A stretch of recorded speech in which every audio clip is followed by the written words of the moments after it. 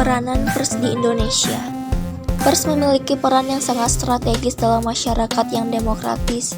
Sesuai dengan prinsip demokrasi, peran pers dapat dilakukan dengan bebas dan bertanggung jawab. Artinya, informasi yang dikemas sedemikian rupa dengan tidak mengurangi objektivitasnya dapat memberi nilai positif pada masyarakat. Pers merupakan lembaga sosial atau komunikasi massa yang melaksanakan kegiatan jurnalistik, meliputi, mencari, memperoleh, memiliki, menyimpan, mengolah dan menyampaikan informasi, baik dalam bentuk tulisan, suara, gambar, serta data dan grafik, maupun dalam bentuk media cetak, elektronik, dan segala jenis saluran yang tersedia.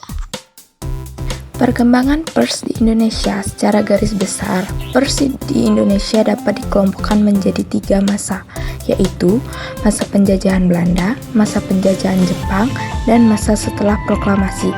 Pers di masa penjajahan Belanda, sejarah pers pada penjajahan Belanda digolongkan menjadi pers nasional, pers kolonial, dan pers Cina. Pers kolonial adalah surat kabar yang diterbitkan dalam bahasa Indonesia, bahasa daerah, atau keadaan dalam bahasa Belanda, yang tujuannya untuk kepentingan kaum kolonialis Belanda serta membantu usaha-usaha pemerintahan kolonialis Belanda.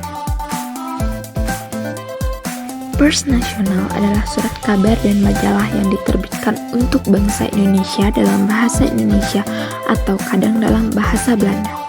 Adapun pers nasional yang diterbitkan oleh orang pergerakan dengan tujuan untuk persatuan dan memperjuangkan hak-hak bangsa Indonesia di masa pemerintahan kolonial.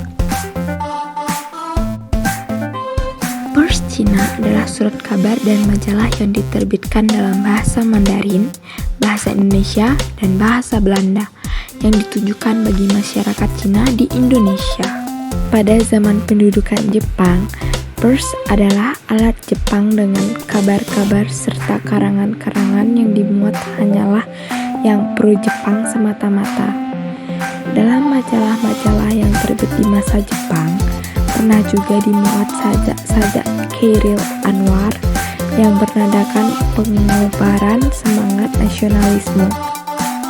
Dikenal dengan masa revolusi, pers dikenal dengan sebutan Pers Republik sebagai lawan dari Pers Nica. Peran pers dalam pelaksanaan demokrasi di Indonesia. Dalam pelaksanaan demokrasi di Indonesia, peran pers atau media massa sebagai wahana dan wadah komunikasi antara negara dengan warga negara sangat mutlak diperlukan. Hal tersebut berarti pers atau media massa berperan untuk menampung berbagai aspirasi dari masyarakat untuk disampaikan kepada pemerintah.